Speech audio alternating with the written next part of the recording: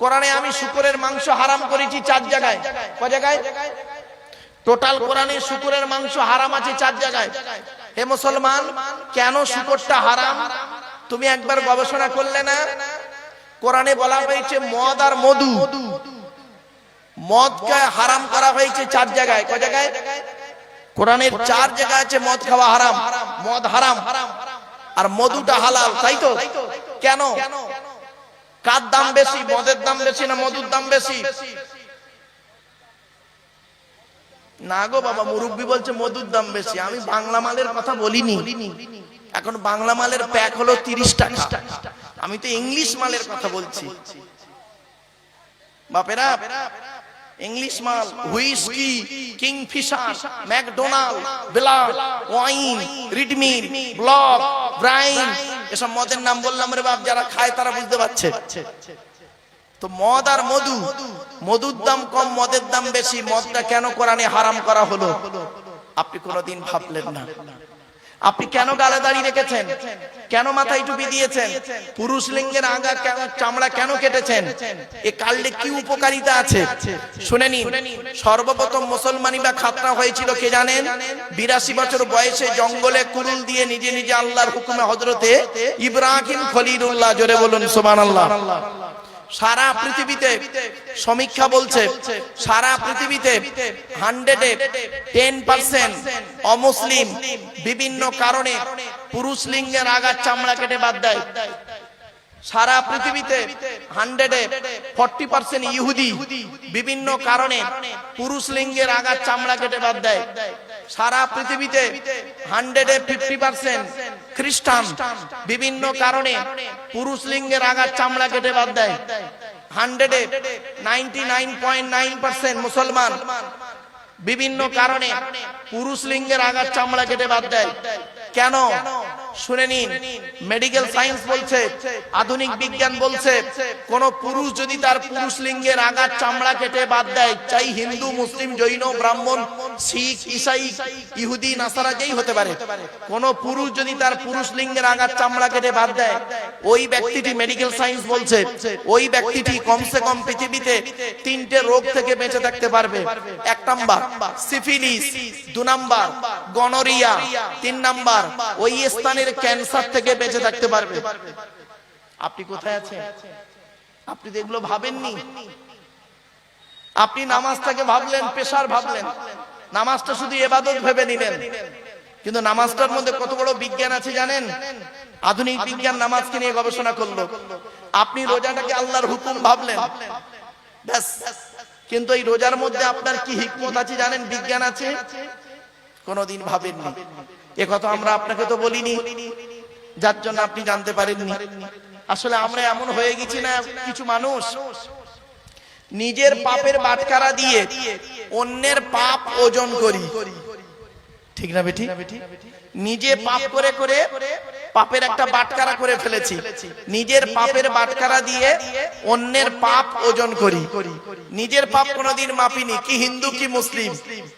আমরা এমন মানুষ না, দুধওয়ালা লোকের বাড়ি বাড়ি যায়, দুধ কিনে কেউ সহজে খেতে চায় না। মদওয়ালা দোকান দিয়ে বাদুড়িয়ায় বসে আছে, ও মোটরসাইকেলে তেল পুড়িয়ে মদ কিনে খেয়ে মারামারি করে হাজি সাহেবের বেটা রমজান মাসে লকাবের মধ্যে চুম মেরে বসে আছে। দুধওয়ালা কোথায় গেছিল? ওর বাড়ি গেছিল, দুধ কিনে খায়নি।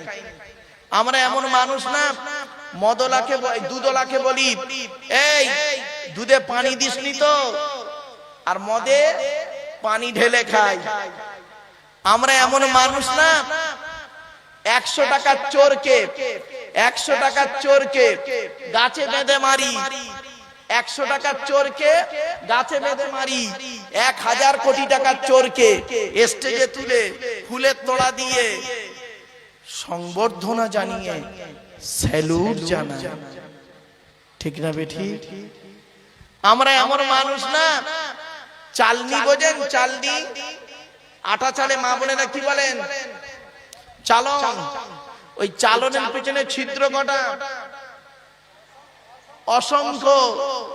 আর সূচের পিছনে ছিদ্র কটা? একটা। তো চালন একদিন সূচকে বলছে, চালন সূচকে বলছে তোর পিছনে ছিদ্র কেন রে?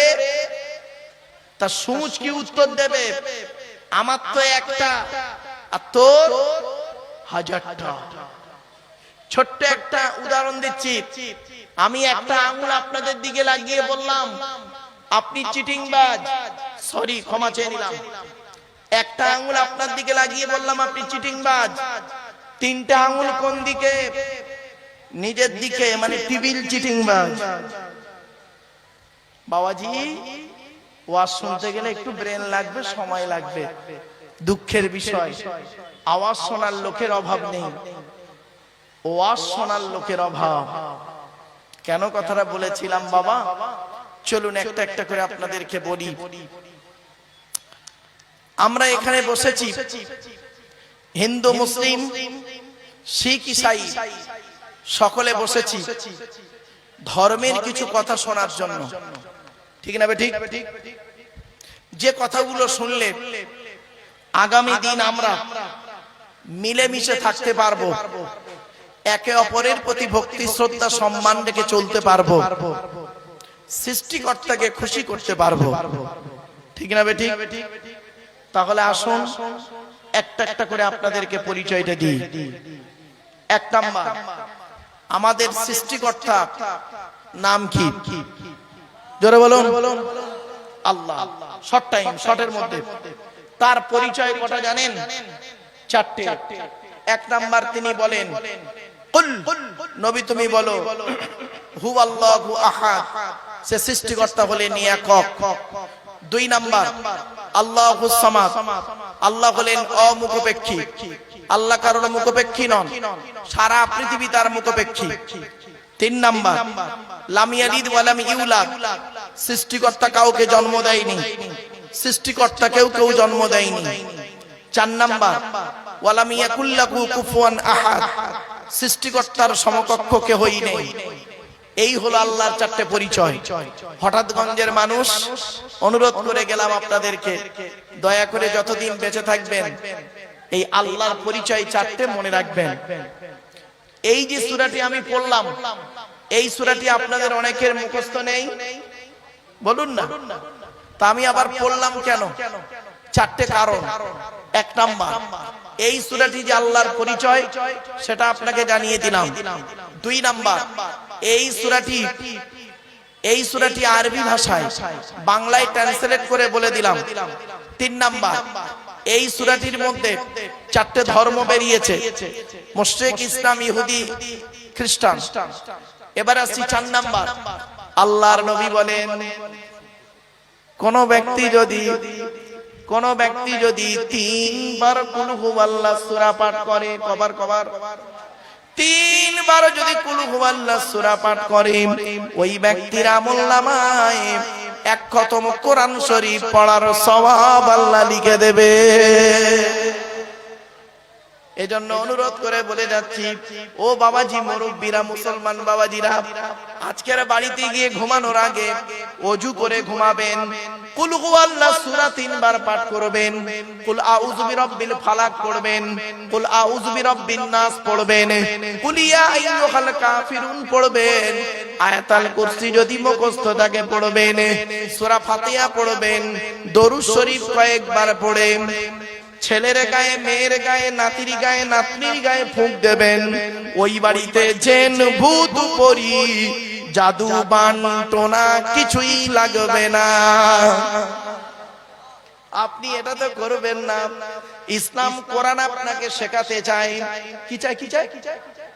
কোরআন আপনাকে শেখাতে চায়, আর আপনি শিখতে চান না, শুনতে চান। কিছু বুঝতে পারলেন? আল্লাহ আপনাকে শেখাতে চায় আর আপনি শিখতে চান না, শুনতে চান। প্রমাণটা দেব। এই দেখো, এখানে যত পুরুষ বসে আছেন মুসলমান, এখানে যত পুরুষ বসে আছেন, বেশিরভাগ পুরুষ কোরআন পড়তে পারে না, ঠিক না ঠিক? আর ওখানে যত মা বোনরা বসে আছে, মেয়ে ছেলেরা আছে, বেশিরভাগ মেয়ে ছেলে, মা বোনেরা কোরআন পড়তে পারে, ঠিক না ঠিক? এটা কেন হলো? জলসা তো নারীরা দেয় না, জলসা দেয় তো পুরুষরা, আপনারা এতটা পিছিয়ে গেলেন কেন? শুনে নিন, যারা কোরআন পড়তে পারেন না তিনি একা দায়ী নন, 6 জন দায়ী। কজন? 6 জন দায়ী। 1 নাম্বার, যিনি কোরআন পড়তে পারেন না মুসলিম ভাই, তিনি নিজে দায়ী। 2 নাম্বার, তার জন্মদাতা পিতা দায়ী। 3 নাম্বার, তার পেটে ধরা মা দায়ী। 4 নাম্বার, তার শ্বশুর দায়ী। 5 নাম্বার, তার শাশুড়ি দায়ী। আর 6 নাম্বার হলো যারা বিয়ের দেখাশোনা করতে গেছে ওরা দায়ী। আপনাদের এখানে বিয়ের দেখাশোনা করে হয় না, সব অনলাইনে আসে? ও অনলাইন অফলাইন দুটোই আছে। যারা বিয়ের দেখাশোনা করতে গেছেন তারা দায়ী। আপনারা মেয়ে দেখতে গিয়ে কি করেছিলেন? মেয়েকে 4টে প্রশ্ন করেছিলেন। তোমার নাম কি? তোমার বাপের নাম কি? তুমি তোমার মায়ের নাম কি? তুমি কোরআন পড়তে পারো? আর ছেলে দেখতে গিয়ে কি বলেছিলেন?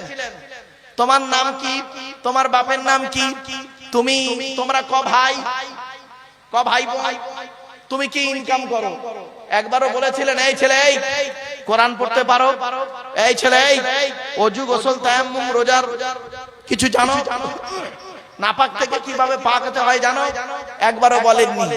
ফলে কি দাঁড়িয়েছে দেখুন, এখানে যত ছেলের বাপেরা বসে আছে আর যত মেয়ের বাপেরা বসে আছেন, যত মেয়ের বাম্মা আছেন, তারা মনে মনে ভয় খাচ্ছেন যে আমার মেয়ে এমএ পাস করুক, বিএ পাস করুক, কোরআন পড়া শেখাতেই হবে, নইলে বিয়ের সময় প্রবলেম হতে পারে। আর এখানে যত ছেলের বাম্মা বসে আছেন মনে মনে ভাবছেন আমার ছেলে কোরআন পড়ুক বা না পড়ুক দেখার দরকার নেই, আমার ছেলের টাকা থাকলেই যথেষ্ট। কি দাঁড়ালো লাস্টে? বিয়ের 40 বছর পরে ছেলেটার বয়স ধরুন 25 বছর বয়সে বিয়ে দিলেন, তার সঙ্গে 40 প্লাস করুন, 65 বছরের বুড়োটা আর 60 বছরের বুড়িটা। আপনাদের গ্রামে 60 বছরের বুড়িটা এই কোরআন পড়তে পারে, আর 65 বছরের বুড়োটা কোরআন পড়তে পারে না, চায়ের দোকানে বসে লোকের গোঁজা মারে। ঠিক না বেঠি? আরে ইসলাম আপনাকে চেয়েছিল শেখাতে। শুনে নিন, এই যে কোরআন আমার হাতেই রয়েছে দেখতে পাচ্ছেন, পৃথিবীতে আল্লাহ রাব্বুল আলামিন নবী পাঠিয়েছেন 1,24,000 আর রাসূল পাঠিয়েছেন 313 অথবা 315 জন। পৃথিবীতে কিতাব এসেছে 104টা কিতাব এসেছে, তার মধ্যে 100টা হলো সহিফা চিরকুট ছোট ছোট। 100টা কার উপরে কটা এসেছে একটু শুনে নিন। আদম নবীর উপরে এসেছে 10টা, ইব্রাহিম নবীর উপরে এসেছে 10টা, ইদ্রিস নবীর উপরে এসেছে 30টা, শীষ নবীর উপরে এসেছে 50টা। তাহলে 100টা হয়ে গেল। 101 নাম্বার কিতাবের নাম কি? কিতাবটার নাম তাওরাত, নবীটার নাম মুসা। কোরআন কিতাবটা এসেছিল 40 দিন ধরে তুর বা সিনাই পর্বতে, আর কিতাবটি হলো 1000 পারা। কিতাবটি হিব্রু ভাষায় রমজান মাসের 6 তারিখে নাযিল হয়েছে। জোরে বলুন। 102 নাম্বার কিতাবের নাম কি? কিতাবটার নাম জবুর, নবীটার নাম দাউদ। কিতাবটি হলো গ্রিক ভাষায়, আর কিতাবটি 150 পারা বা খণ্ড বিশিষ্ট। কিতাবটি এসেছে রমজান মাসের 8 তারিখে। জোরে বলুন। 103 নাম্বার কিতাবের নাম কি? কিতাবটার নাম হলো ইনজিল, নবীটার নাম হলো ঈসা। কিতাবটি হলো 27 পারা বা খণ্ড বিশিষ্ট। কিতাবটি হলো সুরিয়ানি ভাষায়। কিতাবটি হলো রমজান মাসের 18 তারিখে আল্লাহ নাযিল করেছে। 104 নাম্বার কিতাবের নাম কি? কিতাবটার নাম হলো কোরআনুম মাজিদ, আমার হাতেই আছে কোরআন। এই কিতাব 104 নাম্বার কিতাব, পৃথিবীর শেষ কিতাব আল্লাহ পাঠিয়েছেন। 104 নাম্বার কিতাবের নাম হলো কোরআনুম মাজিদ, নবীটার নাম হলো মুহাম্মদ সাল্লাল্লাহু আলাইহি সাল্লাম। কিতাবটি হলো আরবি ভাষায়। কিতাবটি 30 পারা বা খণ্ড বিশিষ্ট। কিতাবটি কবে এসেছে? কোরআনের পরিচয়টা শুনে নিন। এ কোরআন আল্লাহর তরফ থেকে জিবরাইলের মাধ্যমে হযরত মুহাম্মদ সাল্লাল্লাহু আলাইহি সাল্লামের উপরে আরবের মক্কা নগরের নিকটবর্তী একটি গুয়াটির নাম হলো হেরা। হেরা নামক গুয়াতে 610 খ্রিস্টাব্দে 1 ফেব্রুয়ারি সোমবার কোরআনের প্রথম আয়াত নাযিল হলো। ইকরা, রিড, পড়ো পড়ো পড়ো। আর এদের প্রথম বাক্য হলো গেল গেল গেল। পেট শান্তি তো দুনিয়া শান্তি। রাগ করবেন না বাপ, বাস্তব কথাটা বলে গেলাম। অনেক ব্যক্তির বাড়িতে গিয়ে দেখবেন ঘরের সানসেট গুলোতে বড় বড় কিতাব কেনে আছে, ছেলে আমার মাস্টার, ডাক্তার, ইঞ্জিনিয়ার, প্রফেসর হবে, কোর্টের জজ হবে, আলেম হবে, জ্ঞানী মুক্তি হবে, মাওলানা হবে। আর অনেকের বাড়িতে গিয়ে দেখবেন, এই মা বোনেরা শুনে নিন, অনেকের বাড়িতে গিয়ে দেখবেন সানসেট গুলোতে কিতাব না রেখে বড় বড় হাঁড়ি রেখেছে। বগরা ঈদে বেরোবে, রাগ করবেন না বাপ, কিতাব হাঁড়ি দিয়ে ঘর ভর্তি না করে কিতাব দিয়ে ঘর ভর্তি করুন। ছেলেকে ধনী না বানিয়ে জ্ঞানী বানিয়ে যান। মনে রাখবেন, যে জাতি লেখাপড়ায় পিছিয়ে সে জাতি সব দিকে পিছিয়ে। কোরআনের প্রথম ভাষা ছিল ইকরা, রিড, পড়ো পড়ো পড়ো। এই কোরআনে আছে 82 জায়গায়, এই কোরআনে আছে 82 জায়গায় বিভিন্ন অ্যাঙ্গেলে নামাজের কথা, আর 92 জায়গায় আছে লেখাপড়ার কথা। তো কোন সংখ্যাটা বেশি, 82 না 92? তাহলে লেখাপড়ায় পিছিয়ে কেন? বাংলায় একটা কথা আছে জানবেন, শত মূর্খ লয়ে আমি স্বর্গে নাকি যাব, দ্বাদশ পণ্ডিত নিয়ে পাতালেই রব। 100 জন মূর্খ মানুষকে নিয়ে স্বর্গে গিয়ে কোনো লাভ নেই, 12 জন শিক্ষিত লোককে নিয়ে নরকে থাকা অনেক ভালো। বাংলায় আরেকটা কথা আছে জানবেন, কি? মূর্খ বন্ধুর থেকে শিক্ষিত শত্রু ভালো। যে জাতি লেখাপড়ায় পিছিয়ে সে জাতি সব দিকে পিছিয়ে।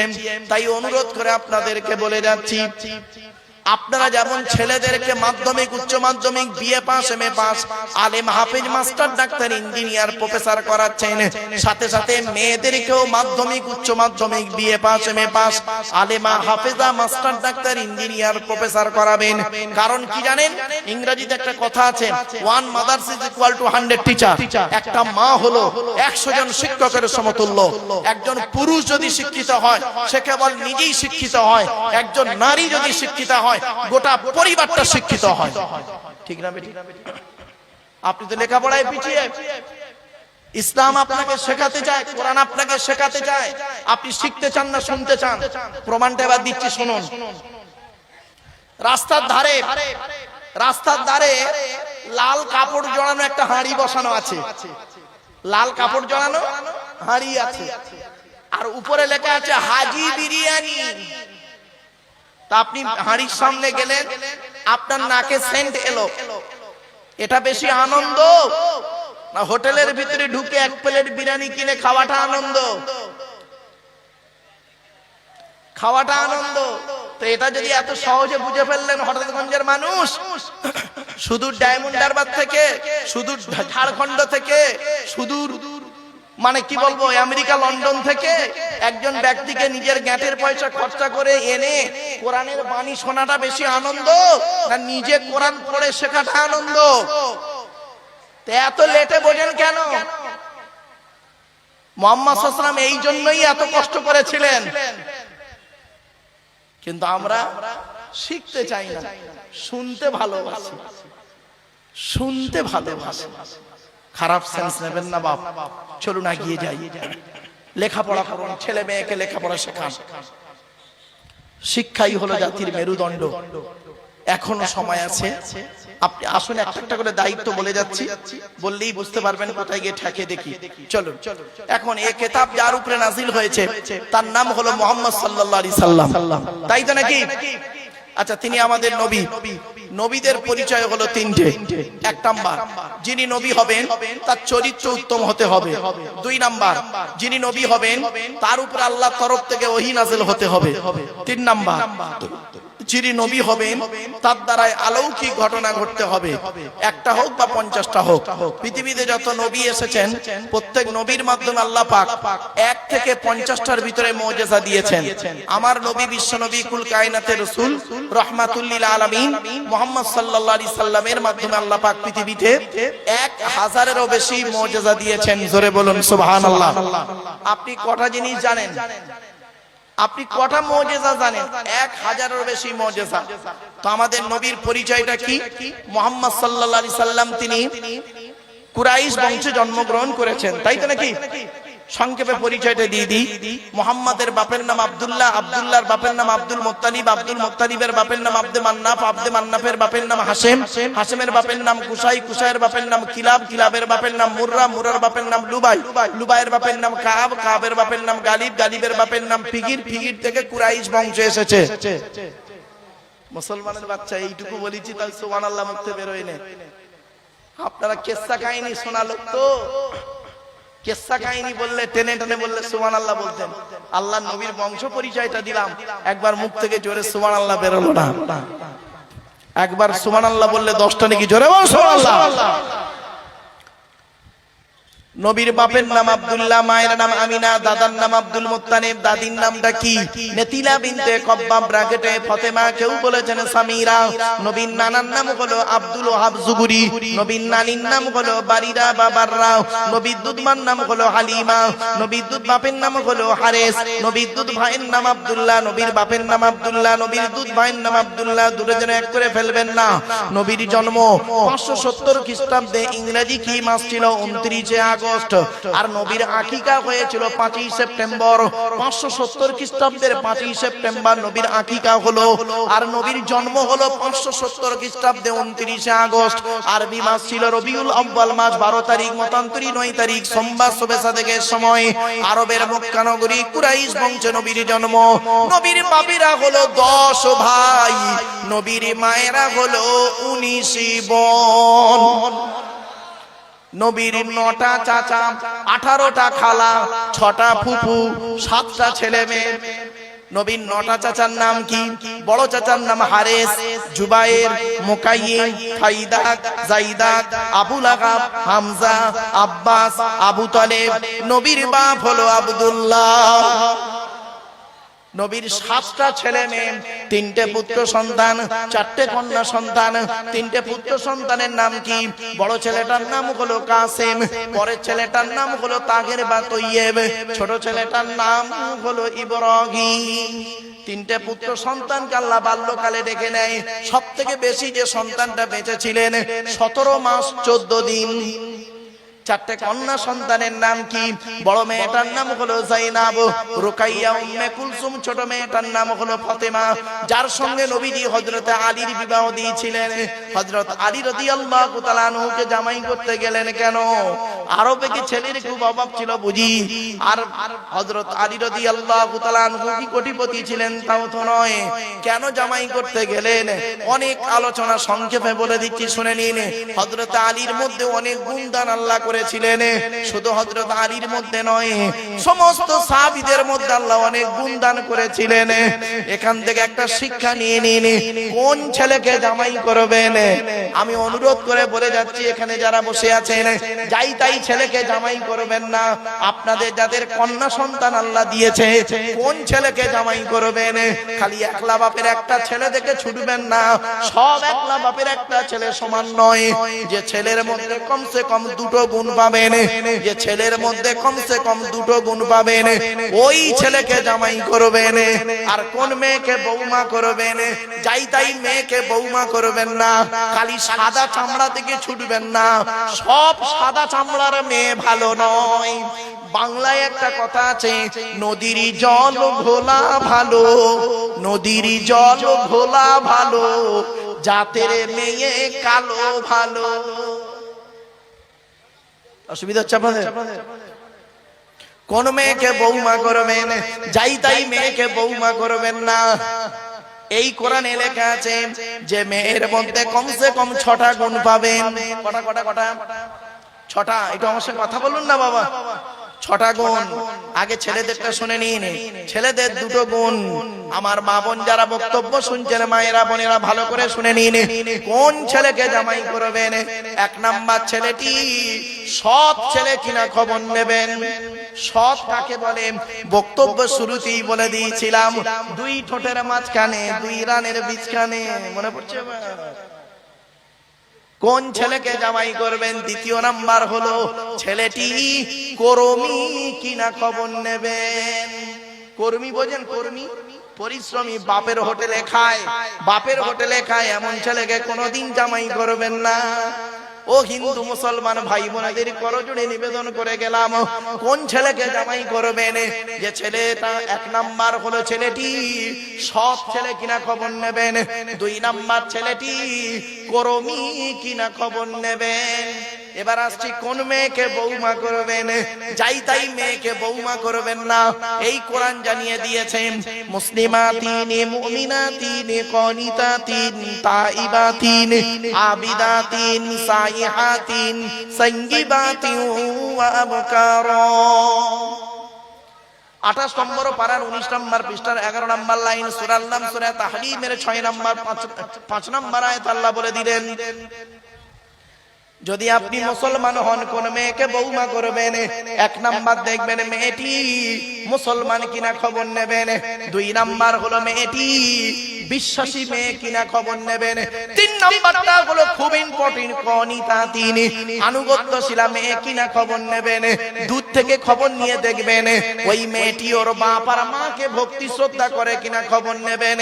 দূর থেকে খবর নিয়ে সঠিক তথ্য যদি পেয়ে যান মেয়েটি ওর বাপ আর মাকে ভক্তি শ্রদ্ধা করে না, ও যত সুন্দরী মেয়ে হোক আর যত মাস্টার ডাক্তার ইঞ্জিনিয়ার প্রফেসরের মেয়ে হোক আর যত দামি ঘরের মেয়ে হোক না কেন, খবরদার ওই মেয়েকে জীবনে কোনোদিন বৌমা করবেন না।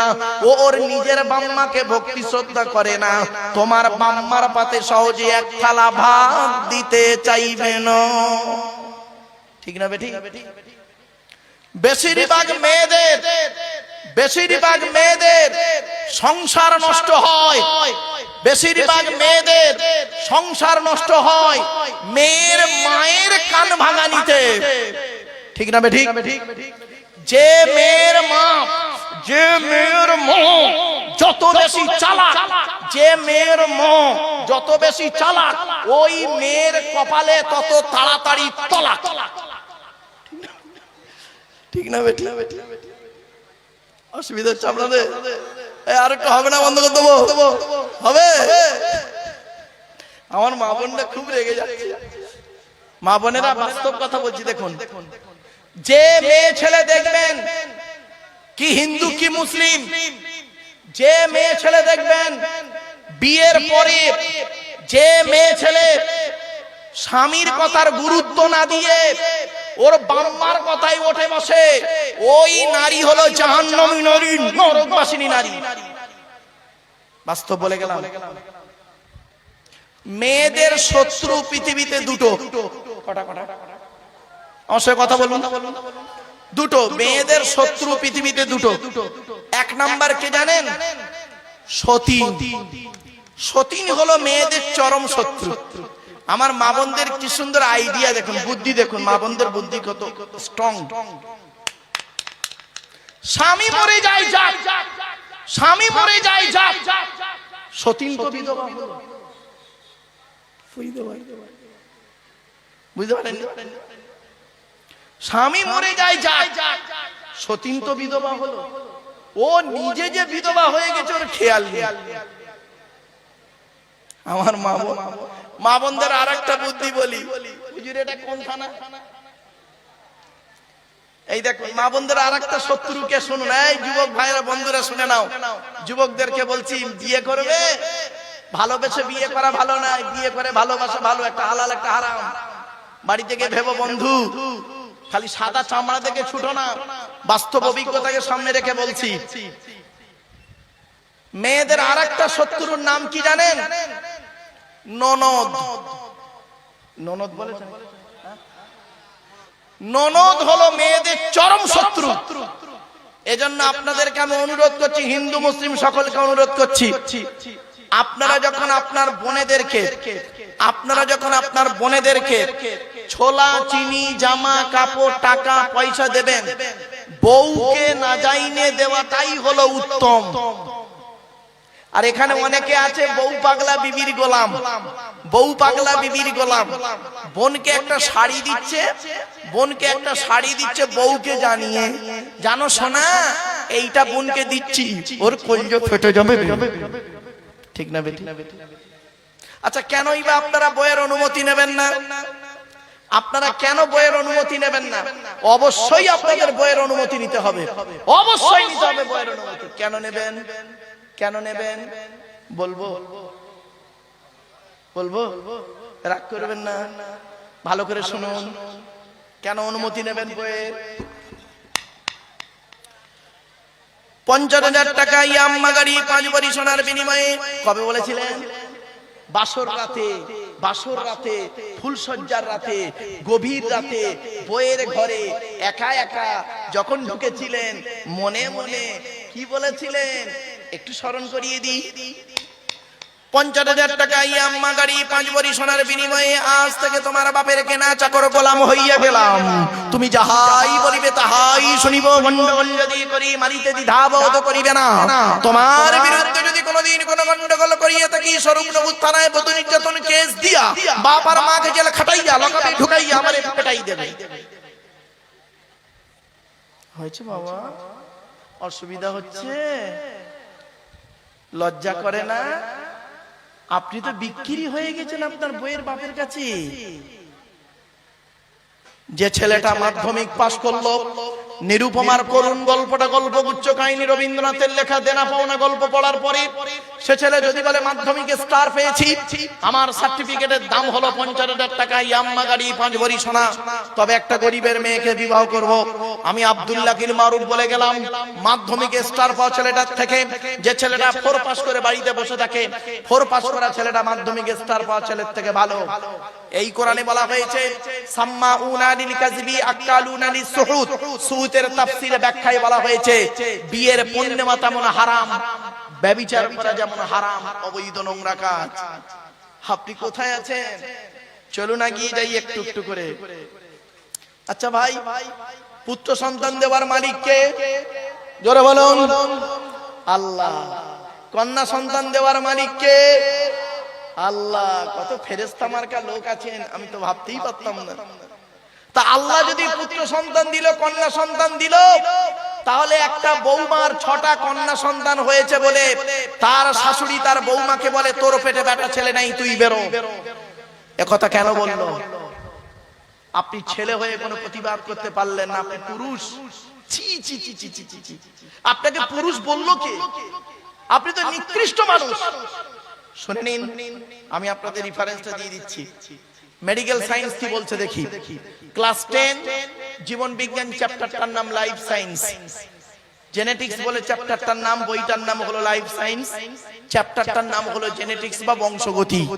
বংশগতি বিদ্যার জনক হলো গেগর জোহান মেন্ডেল। দুটো সূত্র আবিষ্কার করেছিলেন, পৃথক মন্ডলের সূত্র, স্বাধীন মন্ডলের সূত্র। এক্স আর ওয়াই কে দিয়ে মোটর গাছ কিনে গবেষণা করেছিলেন। মেন্ডেল কি বলছে জানেন? শুনে নিন। আধুনিক বিজ্ঞান বলছে সন্তানের লিঙ্গ নির্ধারণ হয়, সন্তানের লিঙ্গ নির্ধারণ হয় বাপের মায়ের বাপের কারণে। মায়ের এতে কোনো হাত নেই। ও শাশুড়ি মা, দোষ যদি দিতে হয় ছেলেকে দাও, বৌমাকে নয়। আর আপনি করলেন কি? কন্যা সন্তান হয়েছে বলে আপনি মুখটা বেঁকিয়ে দিলেন। এখানে অনেক ব্যক্তি বসে আছেন, দাঁড়িয়ে আছেন, কি হিন্দু কি মুসলিম। যদি মেয়ে ছেলে হয়েছে মুখ বেঁকে যায়, ছি ছি ছি ছি। আর বেটা ছেলে হলে খুব আনন্দ করে মিষ্টি বিলন মানুষকে। শুনে নিন, 10টা কুনিকৃষ্ট পুত্র সন্তানের থেকে, 10টা কুপুত্র নিকৃষ্ট সন্তান, কুনিকৃষ্ট পুত্র সন্তানের থেকে একটা সুকন্যা সন্তানই যথেষ্ট। আপনারা কি বলেন? 10টা নিকৃষ্ট পুত্র সন্তানের থেকে একটা সুকন্যা সন্তানই যথেষ্ট। বাস্তব কথা বলে গেলাম। আপনি কন্যা সন্তান হলে মুখ দেখিয়ে দেন, কি হিন্দু কি মুসলিম। শুনে নিন, এই পৃথিবীতে একজন নবী এসেছিল ইহুদিদের হেদায়েতের জন্য, নাম হলো তার মুসা নবী। মুসা নবী নাম শুনেছেন? আরে ভাই বলুন না। তো মুসা নবী একদিন সৃষ্টিকর্তাকে বলছেন, ওগো সৃষ্টিকর্তা, ওগো সৃষ্টিকর্তা, তুমি খুশি হলে কি করো? সৃষ্টিকর্তা বললেন, মুসা, আমি যে এলাকায় খুশি হই ওই এলাকায় আকাশ থেকে বাড়ি বর্ষণ করি। জোরে বলো।